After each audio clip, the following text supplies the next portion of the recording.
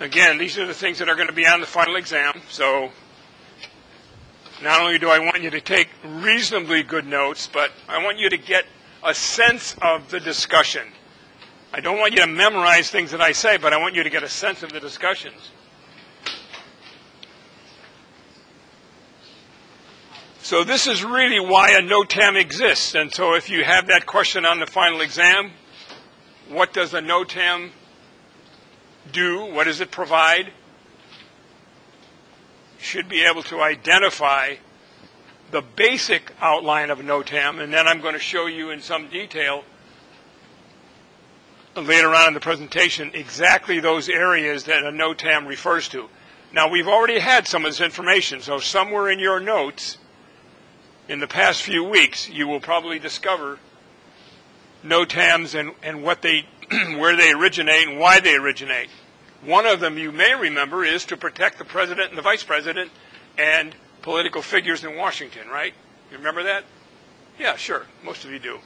Okay, so this is not necessarily brand new material.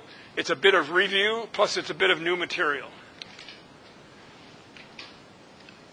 When in doubt, no matter what, the morning of your being employed by somebody as a remote pilot in command, call 1-800-992-7433 or WX brief. And you want to ask for two things. Number one, you want to ask, well, you can ask for the weather too, but generally if you're going to be doing it around Reedley Airport, you can call the weather on your own. But the two things most important are whether there is a TFR in existence somewhere, right? You want to know that for sure. Is there a TFR? And what are the latest NOTAMs, notices to airmen? So you want to call 1-800-weather brief, ask for those two things, notices to airmen and any existing TFRs, because TFRs come in, they go out. They come in, they go out. And they come in without notice. If a fire starts in an orchard near Oakdale, or near Wooddale, for example, there'd be a TFR put up almost immediately. So those are the things you can't just say, I'm going to go flying this morning without calling and finding out whether there's any kind of NOTAM or TFR.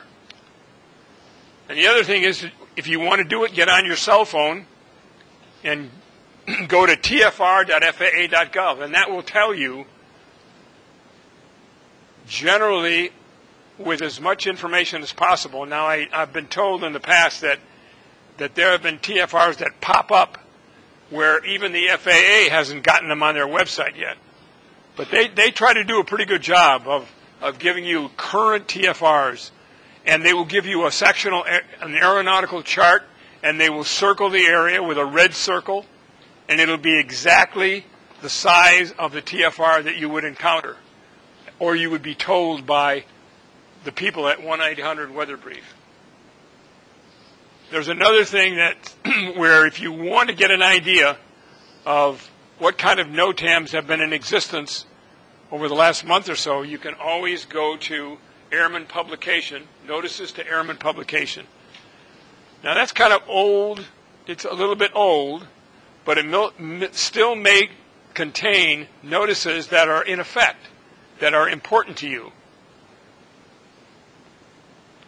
The best way to do it is in the morning of your being a PIC, call 1-800-weather-brief or go to tfr.faa.gov. So there are 5 categories of NOTAMs. You don't necessarily have to remember in detail what they are, but you need to know that they will vary. You can't just get a particular NOTAM. If you ask the weather briefer, so give me a NOTAM, he's going to start asking you questions like, what kind of a NOTAM do you want? Are you flying or are you walking? Are you sitting or are you standing? You know, those kind of questions back to you so that he can find out exactly what kind of NOTAM you want. There's a NOTAM D, or distant, and that usually encompasses at least 400 miles, from where you are to 400-mile radius. And it pertains to all navigational facilities, public use airports, seaplane bases, heliports. And Reedley Municipal is a public use airport. So are most of the airports around here that you're familiar with, like Visalia, Selma, Fresno Air Terminal, Sierra Sky Park, Fresno Chandler, Madera. And in doing so, when the NOTAM is issued, if you get it from TFR.FAA.gov or you get it from a weather briefer or you get it online, it's going to start with any one of those, and that key word indicates what the NOTAM is applying to. Runway, taxiway, ramp, apron, and any ADs, obstruction, navigation, communication, service areas, airspace, U and O. You don't have to remember those. All you have to remember is when you get a written NOTAM and you see those little abbreviations at the front, you can either look it up at the time you get the NOTAM, or if you remember clearly enough, or if it's obvious to you, if it starts out with RWY, you know they're going to be talking about a runway. And generally, if it says RWY, it means they're telling you about a runway that is closed temporarily. Now, for example, in the case of Chandler, they closed runway 30 right, and so that NOTAM was in existence for months and months and months.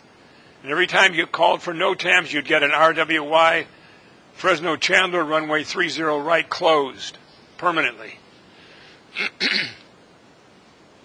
So we'll continue on. There are FDC NOTAMs, Flight Data Center, it stands for. In this particular case, it's not just good information, but it's regulatory information.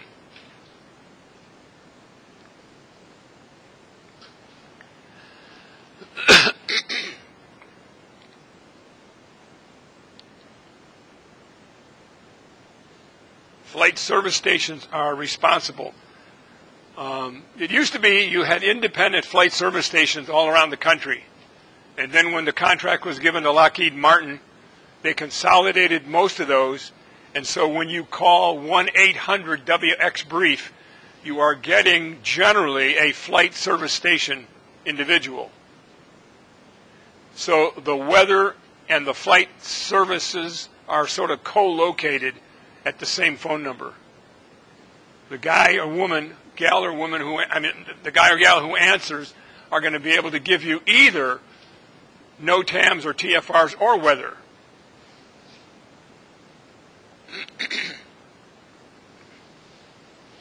And as I mentioned before, it maintains data within 400 miles of your location. Generally speaking, unless you're flying a jet, and if you are, that'd be great. If you're just flying around here or you're just doing your remote pilot business, some of these NOTAMs are not going to be applying to you. Your main concern would be, are there any quick TFRs that popped up in my area of interest? And this is a funny one. Pointer NOTAMs point to NOTAMs. I guess it's like a reminder that, hey, there's a NOTAM out there, so we're telling you by way of a NOTAM that there's a NOTAM that you should be paying attention to. So pointer NOTAMs point to NOTAMs.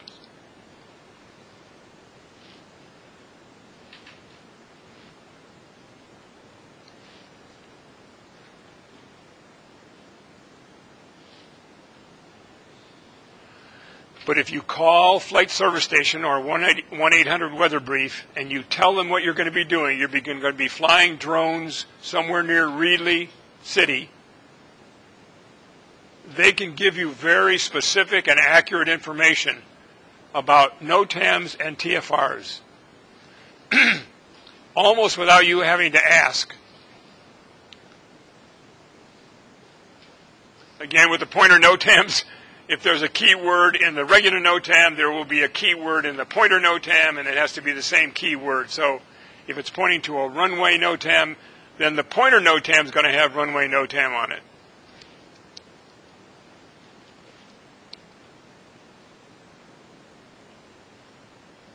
In this particular case, if it's a NOTAM regarding a TFR, it must use the keyword airspace.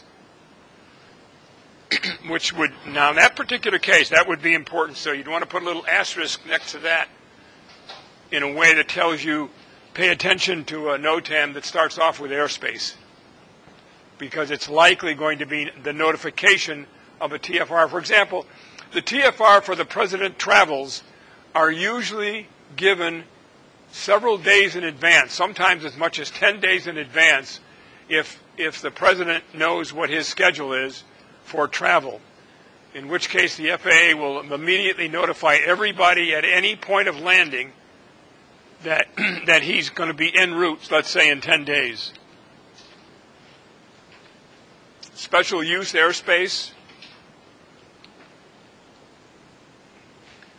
So if a particular airspace, like an airspace that, like an MOA, for example, if an MOA is normally closed at 10 o'clock at night, but the Navy decides to get their aircraft in the air after 10 o'clock at night, even though it says it's supposed to be closed, they will issue a NOTAM, because that operation of that special use airspace is outside a normally scheduled time.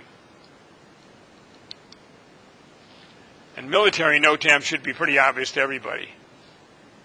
If it says military NOTAMs, it probably won't affect you, because I can't think of any low-level, high-speed jet routes for military fighters that are anywhere near in this area over here at Reedley. I know where they're over near, just west of Avenal, but not in this area. Jacob? Why do they close at 10? Pardon? Why do they close at 10? Why do they do what? Why do they close their airport at 10? Oh, because a lot of airports are closed at night. A lot of them. You'll find airports that if you plan to go into, like FAT used to be closed at midnight or 10 o'clock at night. And Lemoore Naval Air Station closes at 10 o'clock at night. Now there's a good example, a specific example. It is almost always closed at 10 o'clock at night. So if you're going to land at Lemoore, and I suggest you don't, without permission, you go in there and you start calling the tower, you're not going to get an answer after 10 o'clock at night. But there are a lot of public airports that actually close because there's just literally not much traffic from that point on. Okay, so this will be the end of it. We'll pick up here at Military NOTAMs, and we'll see you all tomorrow, and I'll have the tests back when you come back to class tomorrow.